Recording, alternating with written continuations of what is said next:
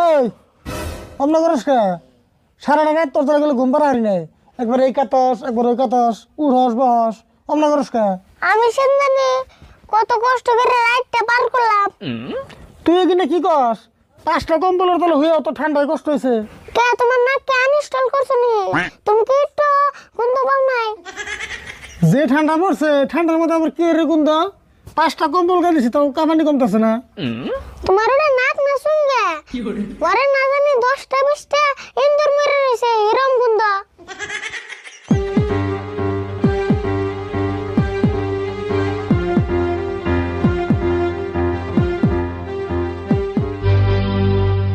আরিফুল, তুই সারাদিন ইন্দুর পেছালে ইন্দুর পাবি না।